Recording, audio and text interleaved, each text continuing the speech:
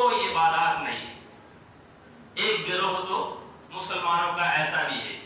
دوسرا گروہ جو ہے وَمِنْهُمْ مُقْتَصِدٌ, اللہ تعالیٰ فرماتا ہے کہ دوسرا گروہ ایسا ہے جو درمیانی راستہ ہے, فرائض بھی ادا کر لیتے ہیں اور سنتیں بھی ادا کر لیتے ہیں. ایک گروہ ایسا بھی ہے, اللہ توفیق دیتا ہے, فرائض کا بھی اہتمام کر لیتے ہیں اور سنتوں کا بھی اہتمام کرتے ہیں, لیکن نفل کا اہتمام نہیں کرتے.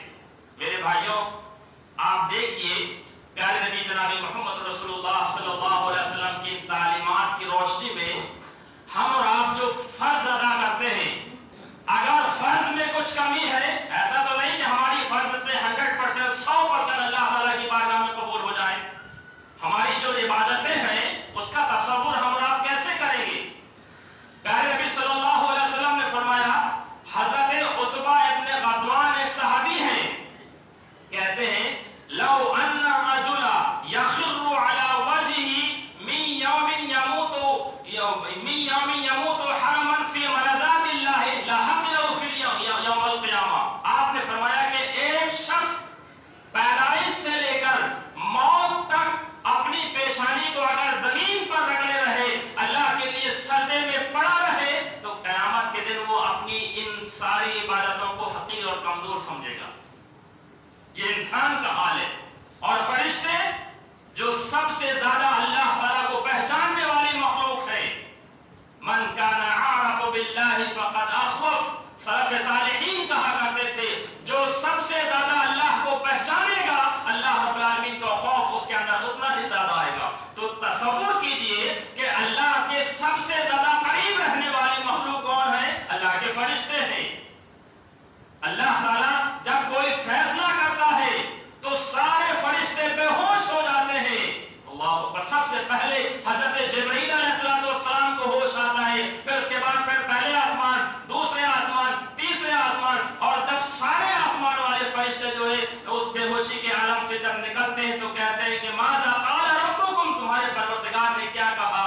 میرے بھائیوں, یہ فرشتے جن کے لیے نہ جنت ہے نہ دوزخ ہے, جن کے لیے جزا اور سزا کا کوئی تصور نہیں, اللہ سے اتنے زیادہ قریب رہنے کے باوجود اتنا زیادہ ڈرنے والے, اللہ نے جس مقصد سے ان کو پیدا کیا ہے اسی میں وہ مصروف ہیں, ذرہ برابر بھی وہ اللہ کی نافرمانی نہیں کرتے. لیکن قیامت کے دن جب اللہ تبارک و تعالیٰ کا غصہ, اللہ رب العالمین کا قہر دیکھیں گے, اور جب اللہ تبارک و تعالیٰ عدل قائم کرے گا, حشر کے میدان میں ساری انسانیت کو جب اللہ رب العالمین اکٹھا کرے گا, اور جب فیصلے کا دن ہوگا, تو یہ فرشتے کیا کہیں گے؟ حدیث کے الفاظ ہیں ما عبدناک حق عبادی, کہیں گے پروردگار جیسی تیری عبادت کرنے کا حق تھا ہم ایسی عبادت نہیں کر سکے. یہ فرشتے کہیں گے. اور انبیاء علیہ السلام بھی نفسا نفسی کا عالم ہوگا. ہماری عبادتوں کا حال کیا ہے میرے بھائیوں؟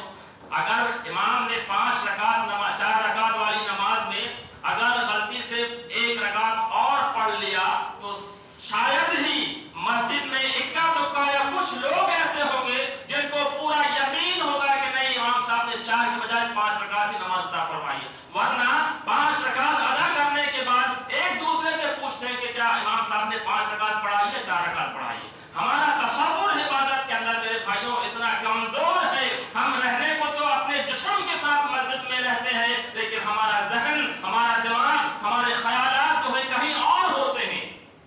اسی لیے پیارے نبی جناب محمد رسول اللہ صلی اللہ علیہ وسلم نے فرمایا, جب بندہ نماز پڑھتا ہے, کسی کو 10واں حصہ, کسی کو 9واں حصہ, کسی کو 7واں حصہ, اور کسی کو 6واں حصہ, 5واں حصہ, جو انسان جس تصور سے اللہ تعالیٰ کی عبادت کرے گا اس کو اسی حساب سے ثواب ملے گا. اس لیے آپ صلی اللہ علیہ وسلم نے فرمایا اپنی نمازوں کو ایسی پڑھو گویا تمہاری زندگی کی آخری نماز ہے. آپ سوچئے, اس جمعے کی نماز میں کھڑے ہونے کے بعد ہم میں سے کسی کو اس بات کی کوئی گارنٹی نہیں کہ اصل تک ہم میں سے کس شخص کی جو ہے آنکھ کھلے رہے گی یا ہم زندہ رکھ سکتے ہیں. تو ایک نماز پر اگر ہم اس تصور سے پڑھے, حضرت ابو ایوب انصاری رضی اللہ عنہ کے پاس ایک نوجوان آیا اور کہا کہ اللہ کے نبی صلی اللہ علیہ وسلم مجھے کوئی جامع نصیحت کیجیے. تو نبی کریم صلی اللہ علیہ وسلم نے اس کو غور سے دیکھا اور کہا کہ تم نماز اس طریقے سے پڑھو, اذا قمت كنت في صلاتك فصل صلاة مودع، جو گویا کہ تمہاری زندگی کی آخری نماز ہے. اب سوچئے آخری نماز کا موقع ملے اور آپ کیسے تصور سے پڑھیں گے؟ ایسا تو نہیں کہ نماز پڑھیں گے خیالات یہاں وہاں ہوں گے، بلکہ پورے اطمینان کے ساتھ، پورے خشوع خضوع کے ساتھ، اس تصور کے ساتھ کہ اللہ تعالیٰ ہم کو دیکھ رہا ہے. مجال ہے کہ انسان کا ذہن اور دماغ کہیں اور بھٹک جائے، قرآن مجید کی آیتوں میں انسان ڈوب جائے گا.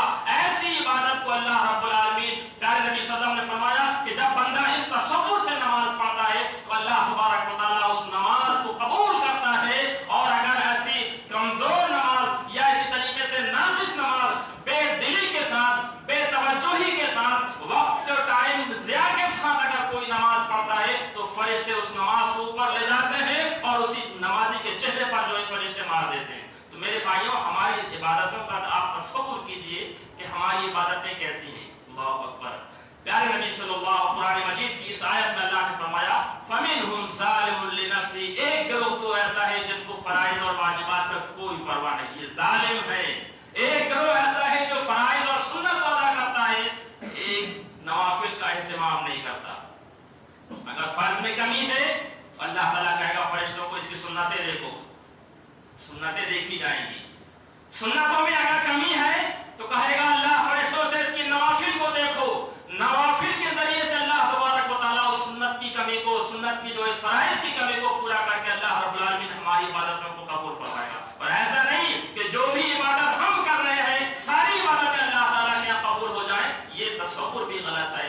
آپ دیکھیے بخاری شریف کی روایت ہے، 3 بڑے بڑے نیک انسان جو عالم دین ہوگا، مجاہد ہوگا، مالدار ہوگا، یہ مسلمان تھے، نیکیاں کرنے والے تھے، قرآن و سنت کے مطابق ان کا عقیدہ تھا، لیکن ان کے عمل میں فطور تھا، ان کے عمل میں جو ہے اخلاص نہیں تھا، دکھاوا تھا. اللہ تعالیٰ ان کی اس عمل کو ان کے ساتھ جہنم میں داخل فرما دے. میرے عزیز نوجوان دوستوں اور میرے بھائیوں، اسی طریقے سے آپ دیکھیے نیکی کا تعارف کیا ہے.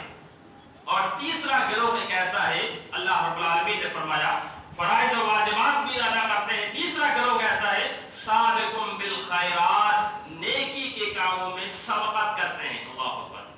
آج میرے بھائیوں، ہمیں اور آپ کو بھی جس طریقے سے دنیاوی معاملات میں ہم اور آپ ایک دوسرے کو دیکھ کر سبقت کرتے ہیں، اللہ رب العالمین نے قرآن مجید میں ہم کو یہ تصور دیا کہ نیکی کے کاموں میں بھی ایک دوسرے سے بڑھ کر کوشش کرنے کی کوشش کرنا چاہیے.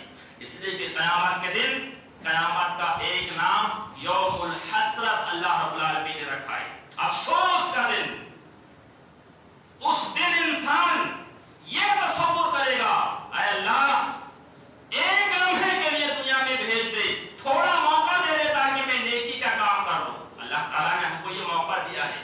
میرے عزیز نوجوان دوستوں، ہمیں اور آپ کو نیکی کے کاموں میں سبقت کرنا چاہیے. اور کچھ نیکی ایسی بھی ہونا چاہیے جس کا علم نہ آپ کی بیوی کو ہو، نہ آپ کے بچوں کو ہو، نہ گاؤں اور محلے والوں کو ہو. آپ اپنے طور پر، اور اس نیکی کا علم صرف آپ کو ہو رہا ہے اپنے پروردگار کو، یعنی اللہ اور تمہارے درمیان کچھ نیکیاں ایسی ہونا چاہیے جو صرف تم جانو اور تمہارا پروردگار جانے. ایسی بھی نیکیاں انسان کو اللہ رب العالمین کے خوف، اس کی جہنم سے نجات دلانے کے لیے میرے بھائی پائیدار ہو سکتی ہیں.